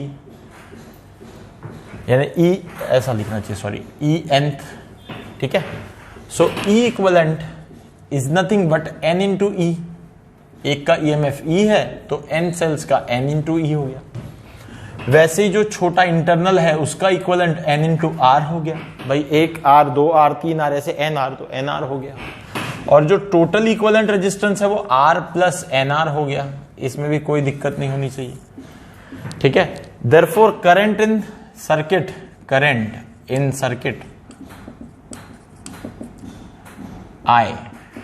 I equals to हो जाएगा E equivalent by R equivalent. I is equal to E equivalent by R equivalent. E equivalent is nothing but NE और R equivalent is nothing but R plus NR। ये आप बात समझ सकते हैं। तो यहां से आपके पास एक करंट की वैल्यू आ गई NE upon R plus NR, ये आ गया करंट इन द सर्किट। बड़ा इंपॉर्टेंट पॉइंट। अब यहां एक जो इंपॉर्टेंट चीज मैं लिखने जा रहा हूं, ये डिनोमिनेटर को देखें आप, ये डिनोमिनेटर को देखें आप, यहां आपको पता चलेगा कि ये जो R है ये वो लोड रेजिस्टेंस है जिसके लिए एक्चुअली हमने ये सारा तामझाम लगाया है भाई। और ये जो NR है ये तो इंटरनल रेजिस्टेंस, ये तो भाई फ्री में आया है, मुफ्त EMF के साथ मुफ्त आया है। ये हमारे काम का थोड़ी है, पर ये तो आता ही है, क्या करें उसके लिए। तो ये तो मुफ्त की चीज है, ये तो आया ही आया है। तो ये जो NR है ये इंटरनल रेजिस्टेंस है। अब एक बात सोचो कि क्या ये इंटरनल रेजिस्टेंस बड़ा होना चाहिए मेरे सर्किट में? ये तो बहुत कम होना चाहिए, नहीं तो मेरा करंट ऑटोमेटिकली कम हो जाएगा।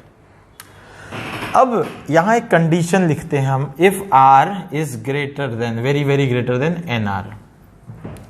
If R is very very greater than NR, तो आप इधर से NR को निग्लेक्ट कर सकते हो।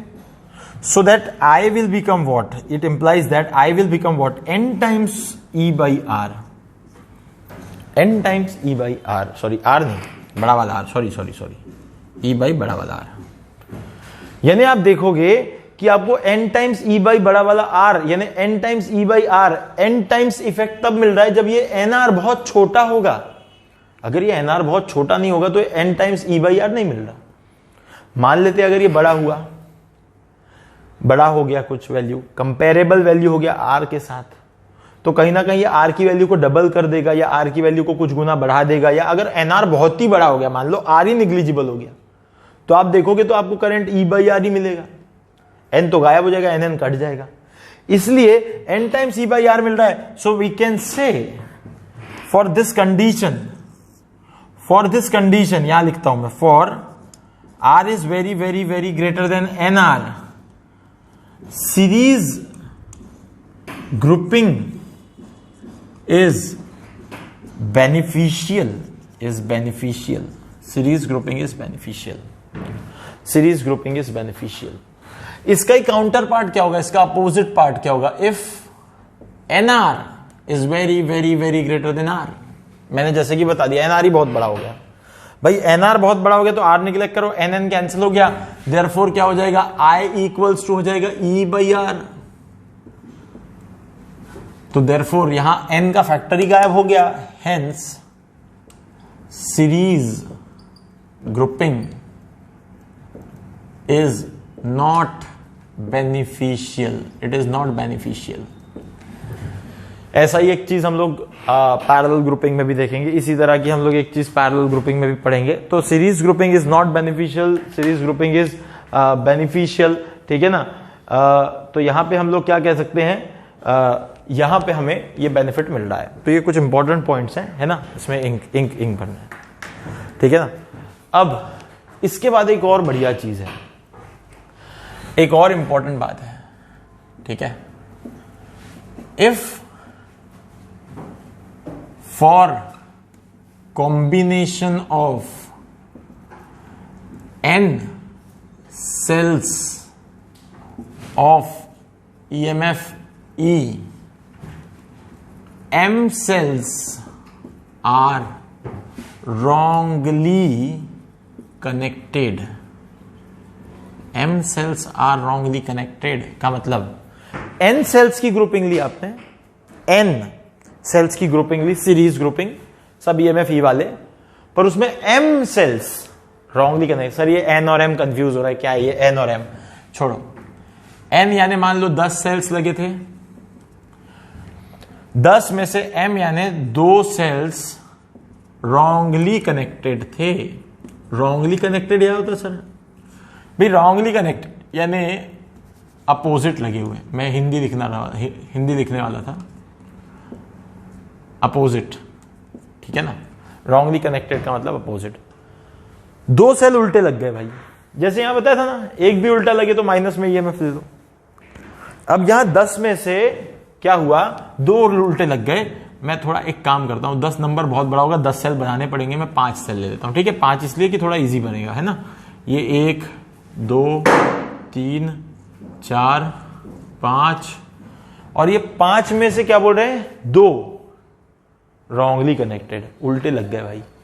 5 में से 2 उल्टे लग गए, कोई भी 2 को उल्टे लगा दो, यहां लो इसको उल्टा कर देते हैं, ये उल्टा ऐसा हो गया, इसको हटाओ, इसको भी उल्टा कर दो, ये भी ईएमएफ ई, ये भी ईएमएफ ई, ये भी ईएमएफ ई, ये भी ईएमएफ ई, ये भी ईएमएफ ई। अब आपसे पूछा क्या, बताओ भाई ई इक्विवेलेंट क्या है, तो ये तो प्लस प्लस प्लस यानी क्या हो जाएगा, ई प्लस ई और 2 के माइनस ई और माइनस ई। अच्छा आपके पास रॉन्गली कनेक्टेड कितने थे, आपके पास रॉन्गली कनेक्टेड थे 2। अब आपका ई इक्विवेलेंट कितना निकल के आता है, देखो जरा इसको सॉल्व करो तो, ये माइनस ई ये प्लस ई को खा जाएगा, ये एक माइनस ई ये प्लस ई को खा जाएगा, यानी ई इक्विवेलेंट कितना निकल के आ रहा है, सिर्फ ई निकल के आ रहा है। इसमें एक बहुत बड़ी सीखने वाली बात है, जितने भी रॉन्गली कनेक्टेड होते हैं उससे ये डबल, जितने रॉन्गली कनेक्टेड होते हैं उससे डबल सेल्स को वो खा जाते हैं। यानी अगर रॉन्गली कनेक्टेड 2 है तो उन्होंने 4 खा लिए, 2 खुद भी गए और अपने साथ 2 को ले गए। मेरी बात समझने की कोशिश करो।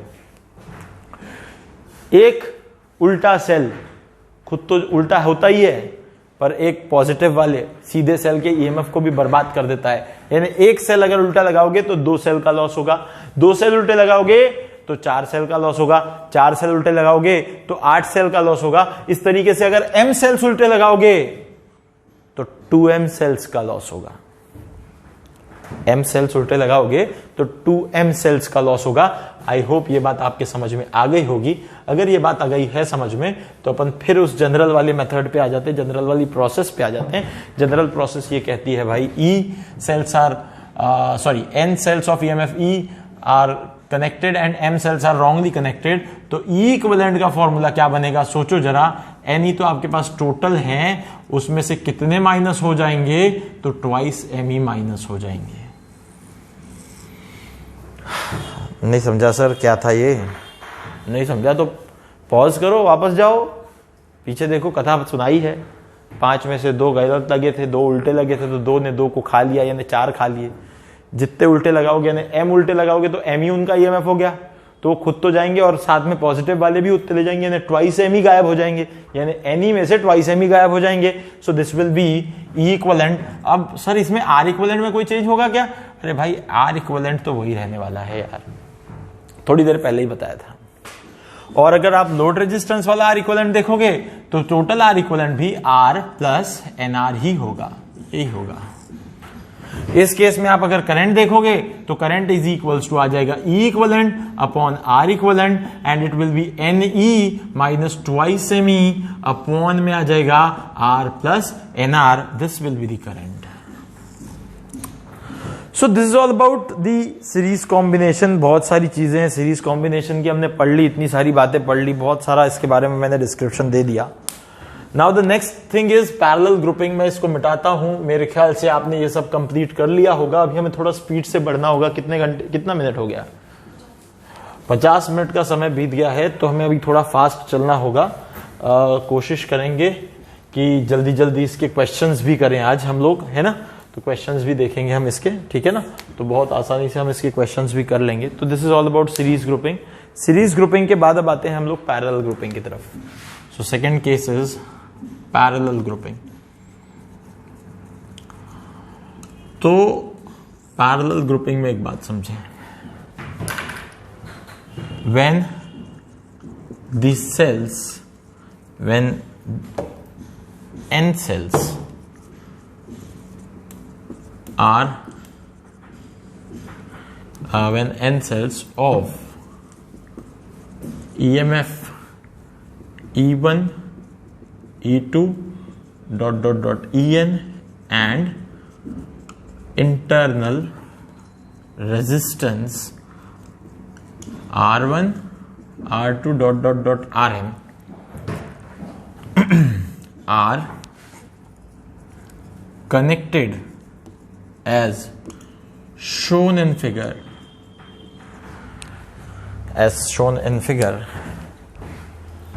they are connected in parallel.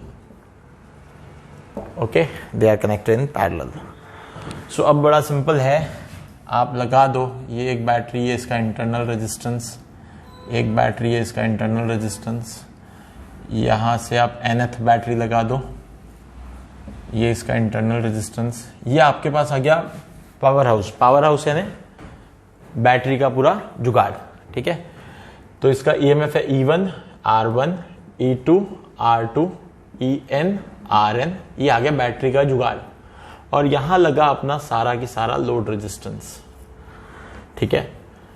सो यहां आ गया लोड रेजिस्टेंस, इसका इक्विवेलेंट EMF जो होता है दिस इज R। तो इस पूरे के पूरे कॉम्बिनेशन का जो इक्विवेलेंट रेजिस्टेंस होता है, इस पूरे के पूरे कॉम्बिनेशन का जो इक्विवेलेंट रेजिस्टेंस होता है, इक्विवेलेंट EMF होता है, पहले तो हम उसको इक्विवेलेंट को लिख लेंगे। तो ये सर्किट रिड्यूस होके क्या बन जाएगा? ये सर्किट कुछ ऐसा बन जाएगा, यहाँ पे आपको एक बैटरी मिल जाएगी, यहाँ पे एक इंटरनल रेजिस्टेंस मिल जाएगा, यहाँ पे आपको मिल जाएगा एक लोड रेजिस्टेंस। इसका जो मतलब बना, ये बन गया E इक्विवेलेंट, ये बन गया R इक्विवेलेंट और ये बन गया लोड रेजिस्टेंस, ठीक है? सो इस तरीके से ये पूरी की पूरी बैटरी, ये पूरी की पूरी सर्किट जो है ट्रांसफॉर्म हो जाएगी। अब ये पॉइंट है कि जो इसका EMF है E इक्विवेलेंट, उसको हम लोग डिराइव भी कर सकते हैं, बट मेरे हिसाब से आपको उसे डिराइव करने की कभी जरूरत नहीं पड़ती। हालांकि सिर्फ एक फॉर्मूला है, आप उस फॉर्मूले को ध्यान रखें, बड़ा सिंपल सा फॉर्मूला है, उस फॉर्मूले को ध्यान रखें और उसको ध्यान रख के ही चीजें बड़ी आसान हो जाती हैं। तो E इक्विवेलेंट का जो फॉर्मूला है पैरेलल कॉम्बिनेशन के अंदर, वो है E1/R1 plus E2/R2 plus up to En/Rn upon 1/R1 plus 1/R2 plus up to plus 1/Rn। This is the most important thing for parallel combination of cells. बहुत ही important, यानी ऐसा दिमाग में भर लो इसको कि कभी भूलना नहीं है, या 5 स्टार वाली चीज है ये, ठीक है? बस ये एक फॉर्मूला है जो आपको ध्यान रखना है।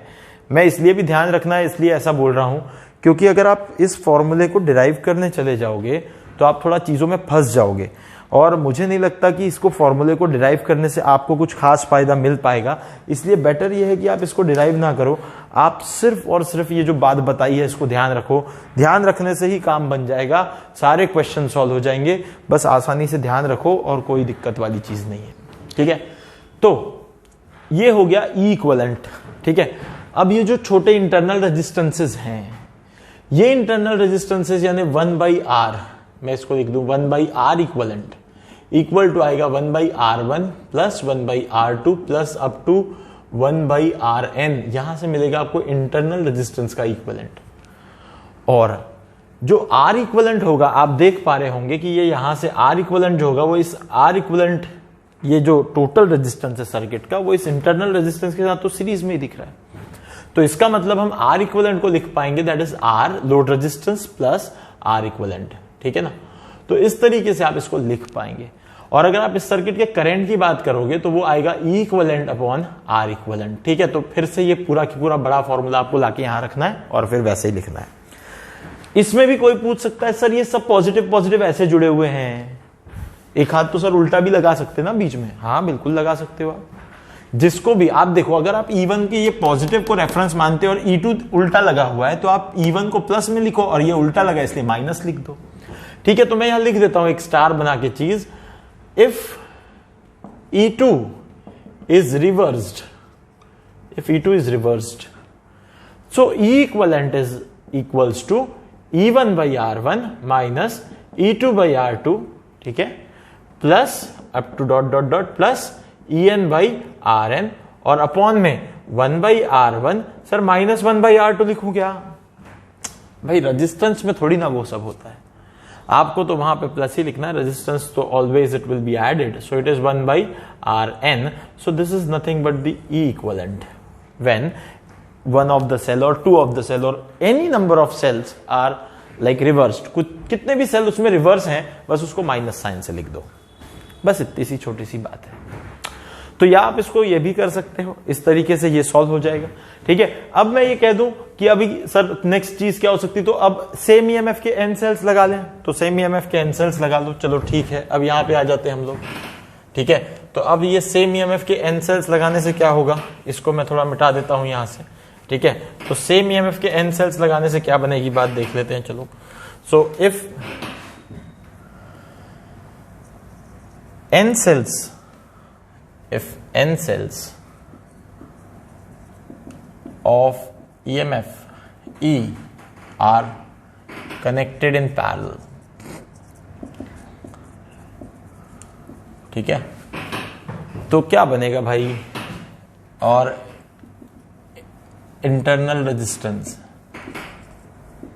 सबके इंटरनल रेजिस्टेंस स्मॉल r, तो E इक्विवेलेंट क्या बन जाएगा, सोचो जरा क्या बनेगा, ई ई ई ई फिर नीचे भी, तो क्या बन जाएगा, E N times E by R upon, वहां पे क्या बन जाएगा 1 बाई आर, यानी कितने बार जोड़ोगे, एन टाइम्स, है ना, यानी क्या हो जाएगा एन बाई आर, है ना।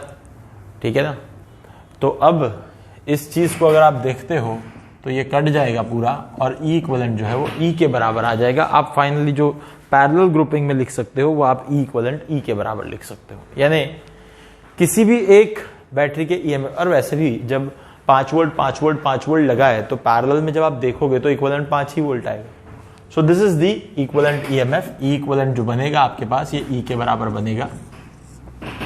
अब वैसे ही सर आर इक्विवेलेंट क्या बनेगा, तो आर इक्विवेलेंट जो बनेगा इंटरनल रेजिस्टेंस का, तो वैसे तो R resistances are equal resistances parallel में लगे हुए हैं, एन टाइम्स लगे हुए हैं, तो जब 2 इक्वल लगते हैं तो 2 को हम क्या करते हैं r/2 करते हैं, 3 लगते हैं तो r/3 करते हैं, तो ये r n टाइम्स लगे तो क्या लिख दोगे, r/n लिख दोगे, तो r equivalent will B r/n, और इससे r इक्विवेलेंट जो आ जाएगा वो आ जाएगा लोड रेजिस्टेंस का r प्लस r/n। बस, तो यहां से ये चीजें आ गई, है ना। इसके बाद अगर हम देखें तो इस केस के अंदर अब हमारे पास जो है नेक्स्ट जो चीज हमें चलनी है वो हमें चलनी है मिक्स ग्रुपिंग की तरफ। ठीक है, तो अब यहां से मिक्स ग्रुपिंग की तरफ अगर हम जाते हैं तो मिक्स ग्रुपिंग की तरफ हम कैसे जाते हैं, ठीक है ना। पर थोड़ा सा समय कम है, बट हम लोग थोड़ा सा इसको एक्सटेंड करेंगे, ठीक है ना, इसको एक्सटेंड करेंगे। थोड़ा मैं इसको एक और चीज बता देता हूं कि ये जो हमने लिखा था ना बेनिफिशियल वाली बात, इसको लिख लेते हैं ना। तो यहाँ पे हम फटाफट से लिख लेते हैं, therefore current is equal to, current I equals to कितना आ जाएगा, आई इक्वल्स टू आ जाएगा ई बाय आर इक्वलेंट, यानी आर प्लस क्या बोलते हैं आर बाई एन, ठीक है। तो इसको अगर हम थोड़ा सा सॉल्व कर लें तो ये आ जाएगा आपके पास एन ऊपर आ जाएगा और एन आर प्लस आर आ जाएगा, ठीक है। इस तरीके से हम इसको लिख सकते हैं, ठीक है। अब इसके बाद अगर आप देखें तो यहाँ पे if N R is very very very greater than R, ठीक है, तो फिर यहाँ पे आई इक्वल्स टू क्या हो जाएगा, N R very very greater than R, तो फिर हम इसको निग्लेक्ट कर देंगे, यानी फिर क्या आ जाएगा सीधे सीधे ई बाई आर, ठीक है। ये आ गया अपने पास ई बाई आर, ये आ गया अपने पास फर्स्ट केस, ठीक है। अब इसका सेकंड केस क्या बनेगा, आपके पास यही चीज है वो जो हम लिख रहे हैं, ठीक है। इसको अगर हम देखें तो इसको यहां से क्या बोल सकते हैं हम लोग, एक मिनट इसको फटाफट से कर लेते हैं, ठीक है। इसको अगर देखें इफ, इसके बाद वाली कंडीशन, इसका काउंटर पार्ट जो होगा, if N R is very very very less than R, ठीक है। अब ये बहुत छोटा हो गया, देयरफॉर आई इक्वल्स टू क्या हो जाएगा, एन आर निग्लेक्ट कर देंगे तो N times E by R आ जाएगा, ठीक है ना। तो in this case this is part 2, ठीक है। इसमें एन टाइम्स ऑफ करंट मिल रहा है हमें, एन टाइम्स ऑफ ई मिल रहा है, hence in parallel grouping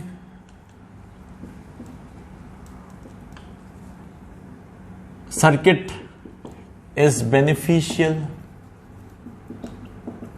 if N R is very very less than R, ठीक है ना। ये एक चीज है, हमें एन टाइम्स करंट तभी मिल रहा है, ठीक है। अब यहां से अगर हम देखें आगे तो आता है अब मिक्स ग्रुपिंग, तो मैं इसको थोड़ा सा फटाफट से मिक्स ग्रुपिंग वाली चीज बता देता हूं, ठीक है। तो अब मिक्स ग्रुपिंग में क्या होगा, मैं मिक्स ग्रुपिंग के बारे में बता देता हूं। तो थर्ड केस जो है दैट इज मिक्स्ड ग्रुपिंग, है ना। वैसे तो जो ये मिक्स्ड ग्रुपिंग है ये सीरीज और पैरेलल का ही कॉम्बिनेशन है, ठीक है। तो मैं यहां लिख लेता हूं, if M cells of EMF E are, N लिख लेते हैं इसको, N cells of EMF E are connected in series and M such branches are connected in parallel, each cell has internal resistance R, ठीक है। तो अब मैं थोड़ा सा इसको फास्ट कर देता हूं यहां पे, तो ये वाला आपके पास आ गया, ये वाला आपके पास आ गया, ये आ गया, और यहां से आपने कितने सेल लगा दिए हैं, यहां से आपने लगा दिए हैं कुछ तो भी, ये वाला E है, ये वाला E है, ये वाला E है, N E है, ठीक है, N सेल्स लगाए हैं, और यहां पे आपने और वैसे ही लगा दिए हैं, और N, और ऐसी M ब्रांचेस, ठीक है। ऐसी कितनी ब्रांचेस हैं आपके पास, M ब्रांचेस, ठीक है। तो यहां पे भी N लगी हुई हैं, और ऐसी M ब्रांचेस, यानी इस तरफ आप M तक जा रहे हैं, ठीक है, और यहां जा रहे हैं NE, यहां जा रहे हैं N तक, और यहां जा रहे हैं M तक। और ये जो पूरा पूरा है, ये पूरा किसी तो भी लोड रेजिस्टेंस से जुड़ा हुआ है, ये पूरा सर्किट जो है ये पूरा लोड रेजिस्टेंस R से जुड़ा हुआ है, ठीक है। तो अब मैं थोड़ा जल्दी जल्दी से बता दूं, तो आपको ये समझ में आ रहा होगा कि ये वाला जो सीरीज में लगा है पूरा, उसका ईएमएफ तो N/E हो जाएगा, और जो एक सीरीज, जो एक ब्रांच का होता है, पैरेलल में सारी ब्रांच का मिला के भी वही बन जाता है, देखो जो E बन गया था पहले भी। तो अगर एक ब्रांच का N ही है, जैसे वहां पे देखो पैरेलल वाली जब हमने ग्रुपिंग पढ़ी थी, तो जो एक ब्रांच में लगा था वो E लगा था, और ऐसी N ब्रांचेस पैरेलल में थी, तो इक्विवेलेंट जो है E के बराबर बन गया जो एक का था सिर्फ। वैसे ही अगर यहां पे आप देखोगे तो यहां पे एक ब्रांच के पास कितना है, NE, और वैसी M पैरेलल ब्रांचेस हैं, तो जो इक्विवेलेंट बन जाएगा वो इक्विवेलेंट क्या बन जाएगा, E इक्विवेलेंट जो बन जाएगा इट विल बी NE। सोच के देखो, ये यहीं से आया, वो यहीं से आया। EMF की एक बैटरी जब N टाइम्स पैरेलल में लगी थी तो उसका इक्विवेलेंट E के बराबर हो रहा था। अब समझ लो NE EMF की एक बैटरी m टाइम्स पैरेलल में लगी है तो उसका इक्विवेलेंट n ही हो जाएगा। इसके हिसाब से अब R इक्विवेलेंट जो होगा इंटरनल का, तो इस तरफ अगर आप देखेंगे तो एक ब्रांच का NR होगा और वैसे ही पैरेलल में लगे हुए M, एक ब्रांच का NR यानी एक ब्रांच में 10 और पैरेलल में लगे M तो 10/m, तो NR/m, तो R इक्विवेलेंट हो जाएगा NR/m। समझ में आती है बात। और यहां से जो R इक्विवेलेंट बनेगा वो R प्लस R इक्विवेलेंट बन जाएगा। आप यहां से करंट लिख सकते हैं बहुत आसानी से, that is NE upon R equivalent. In this way you can calculate the current. अब एक बहुत इंपॉर्टेंट बात लिखने जा रहा हूं, डायरेक्ट क्वेश्चन में पूछी जाने वाली बात लिखने जा रहा हूं। डायरेक्ट क्वेश्चन में इस बात को पूछा गया, डायरेक्ट पूछा गया है क्वेश्चन में। एक बड़ी इंपॉर्टेंट बात लिखने जा रहा हूं, डायरेक्ट क्वेश्चन में पूछी गई है, ये बात बोली जाती है डायरेक्ट ही। तो यहां ध्यान देंगे, if n cells, n non-ideal cells are connected in parallel, ये पैरेलल में लगे हैं भाई, n और specially non ideal cell are connected in parallel and only one of them is ideal with EMF E. Only one of them is ideal with EMF E. मेरी बात पे ध्यान दो। N non-ideal cells are connected in parallel। अब ये sir ये non ideal जो लगा है उसके क्या EMF है? अरे कुछ भी रहे, दुनिया के कोई भी EMF रहे, इसलिए कुछ EMF के बारे में लिखा ही नहीं वहां। N non-ideal cells are connected in parallel and only one of them is ideal with EMF E। का मतलब क्या सर? ठीक है, देख लो, ये एक इसका EMF E1 R1, ये एक और इसका EMF E2 R2, बहुत सारे लगे, फिर एक बीच में ही आ गया, एक बीच में आ गया आइडियल प्रजाति का सेल आ गया। तो अब इसका सबसे इंपॉर्टेंट पार्ट यह है कि जो इसका इक्विवेलेंट ईएमएफ बनेगा इस पूरे कॉम्बिनेशन का, वो सिर्फ और सिर्फ ई के बराबर बनेगा, सिर्फ और सिर्फ ई के बराबर बनेगा, यानी आइडियल सेल के ईएमएफ के बराबर बनेगा। अगर पैरेलल कॉम्बिनेशन में कभी ऐसा हो जाए कि बहुत सारे नॉन आइडियल सेल्स लगे हैं पर उन सब के बीच में सिर्फ एक आइडियल सेल है, तो उस पूरे कॉम्बिनेशन का ईएमएफ सिर्फ उस एक आइडियल सेल के ईएमएफ के बराबर होगा, नो मैटर इसका ईएमएफ का क्या वैल्यू और इनके ईएमएफ की क्या वैल्यू। अगला क्वेश्चन दिमाग में आएगा, सर क्या सीरीज में भी ऐसा होता है क्या?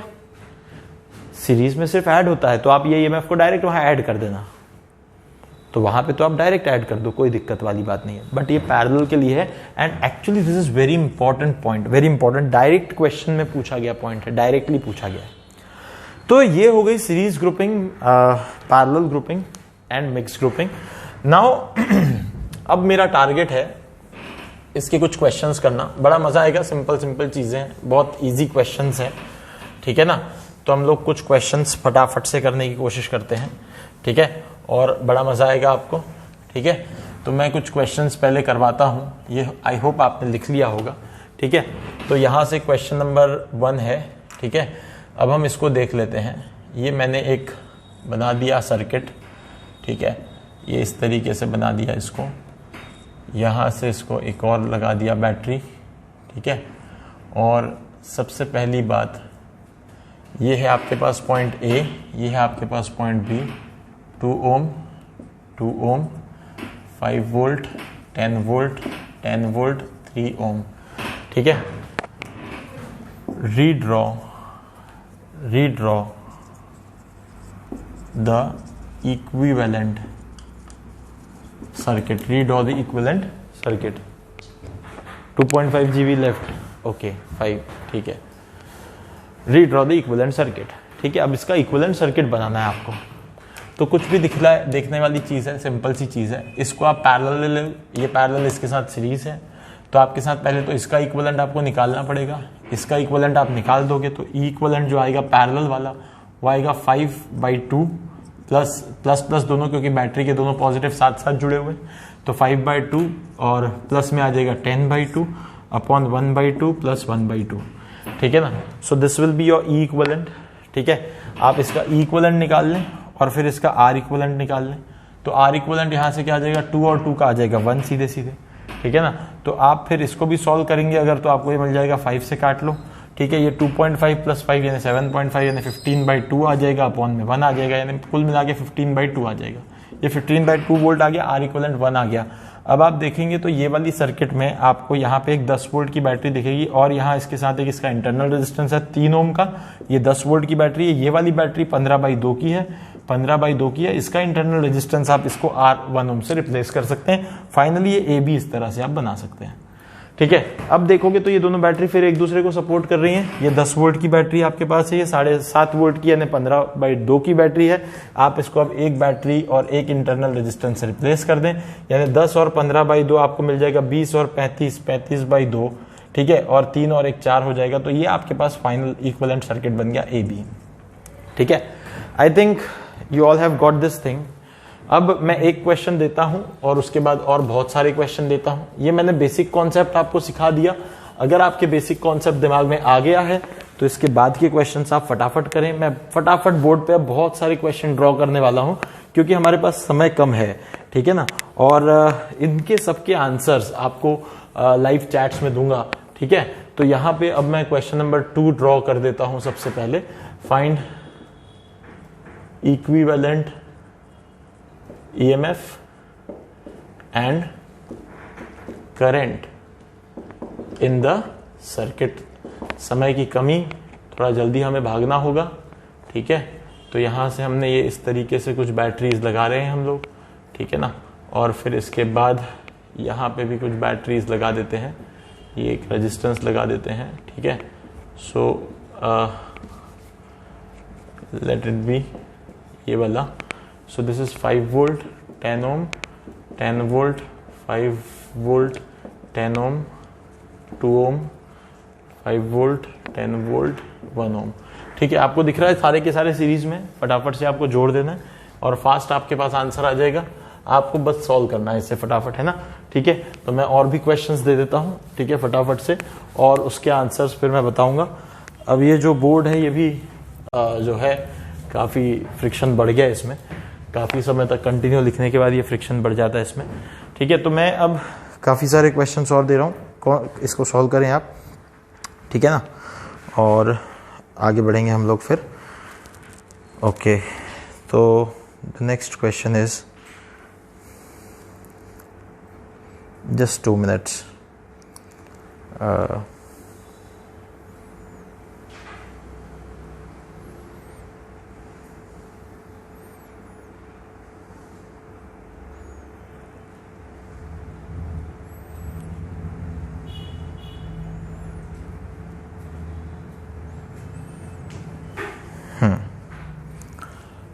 एक क्वेश्चन लिख रहा हूं मैं बोर्ड पे, ठीक है।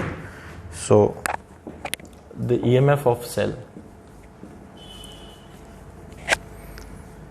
is E and its internal resistance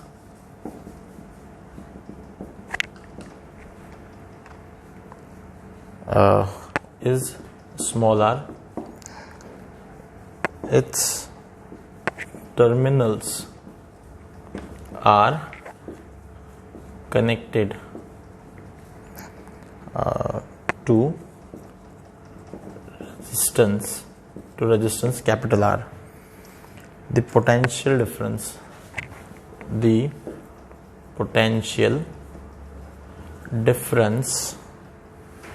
कहाँ चला गया, कभी कभी ये खुद भी भाग जाते हैं। Between terminal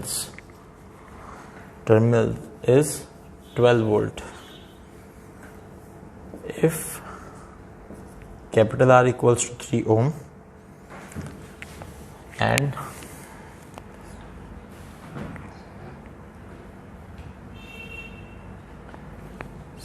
volt, if R equals to 8 ohm,